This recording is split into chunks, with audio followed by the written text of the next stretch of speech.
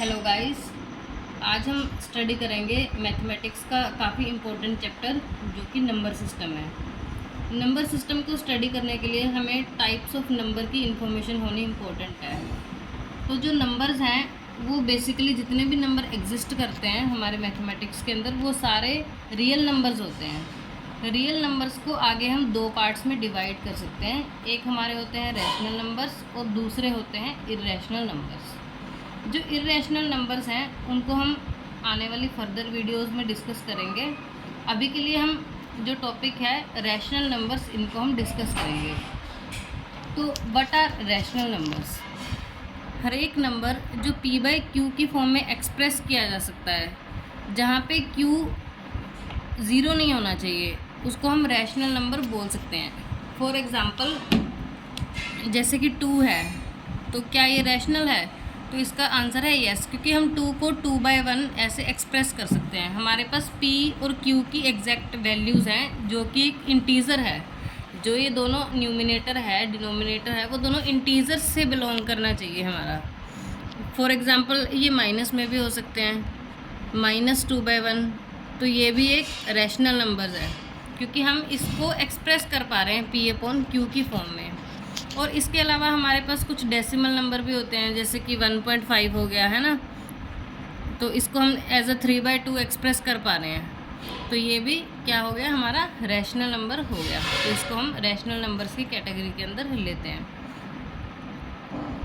इसके अलावा rational number भी आगे बहुत सारे टाइप्स का हो सकता है। फॉर एग्जांपल जैसे हमने ये 2 पढ़ा था, -2 पढ़ा था ना, तो ये इंटीजर्स में बिलोंग कर रहा है। लेकिन जो ये हमने 1.5 पढ़ा था, ये इंटीज़र में बिलोंग नहीं कर रहा। तो जो हमारे इंटीज़र होते हैं उसमें हम जितने भी पूरे नंबर्स हैं, चाहे वो नेगेटिव हो, चाहे पॉजिटिव हो, चाहे ज़ीरो हो, सभी को इंक्लूड करते हैं। बस इसमें हम जो डेसिमल वाले नंबर है, जैसे यहाँ पे हमने 1.5 पढ़ा था, तो उसको हम इग्नोर करेंगे क्योंकि इसके बीच की जो वैल्यूज़ है ना, उनको हमने इग्नोर करना है इंटीज़र्स में। -3, -5, -7 up to -infinity negative side, और इधर से 1, 2, 3, 4 अप टू सो ऑन, ये सारे हमारे इंटीज़र की कैटेगरी के अंदर फॉल करते हैं नंबर्स। इसके बाद हम देखेंगे होल नंबर्स। अब जो इंटीज़र्स है, इंटीज़र्स में अगर हम पॉजिटिव नंबर्स को देखें और ज़ीरो को छोड़ दें, तो हमारे ज़ीरो को इंक्लूड कर लें, तो हमारे पास होल नंबर्स आ जाएंगे। दैट मीन्स कि जो हमारे होल नंबर है वो ज़ीरो से स्टार्ट होते हैं और आगे जितने भी पॉजिटिव हम लेके जा सकते हैं काउंटिंग नंबर्स, तो उनको हम होल नंबर्स बोलते हैं। इसके बाद आ जाते हैं नेचुरल नंबर्स। अगर होल नंबर्स में से हम ज़ीरो को हटा दें और 1 से, क्योंकि हम नेचुरली देखो अपने डे टू डे लाइफ में जो नंबर्स को यूज़ करते हैं वो मोस्टली 1 से ही स्टार्ट होते हैं। कि अगर हमें किसी क्वेश्चन का आंसर देना है, हमारे पास कौन सी चीज़ कितनी है, तो जो हमारे काउंटिंग नंबर्स होते हैं बेसिकली वो 1 से स्टार्ट होते हैं। 1, 2, 3, 4 आगे सोन हम कितने भी नंबर ले सकते हैं, तो वो सारे हमारे नेचुरल नंबर के कैटेगरी के अंदर आते हैं। इसके बाद कुछ अदर टाइप ऑफ नंबर्स भी हैं जिनके बारे में हमें इंफॉर्मेशन होनी इम्पोर्टेंट है।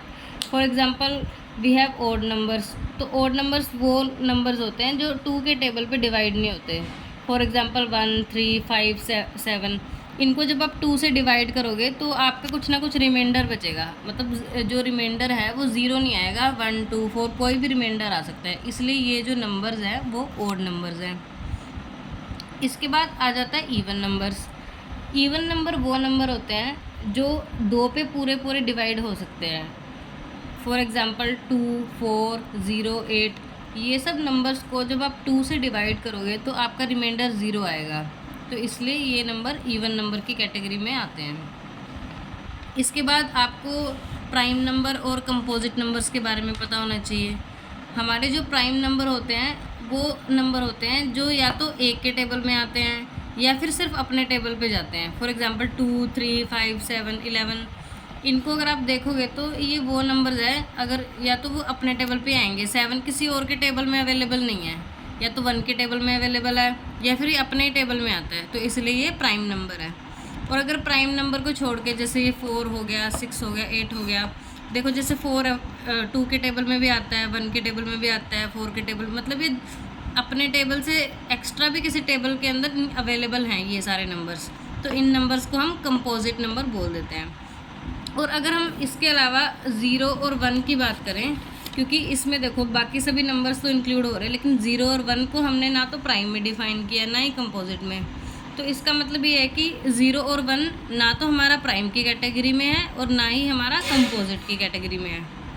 क्योंकि प्राइम की डेफिनेशन क्या थी कि या तो वो 1 पे जाना चाहिए, 1 के टेबल में आना चाहिए, या फिर वो अपने किसी टेबल पे आना चाहिए। तो ये दोनों ही जो डेफिनेशंस हैं, इन दोनों में ये फुलफ़िल नहीं कर रही 0 और 1, तो इसलिए ये दोनों में से किसी भी कैटेगरीज के अंदर नहीं आएगा। सो थैंक यू गाइस, अभी के लिए इतना ही।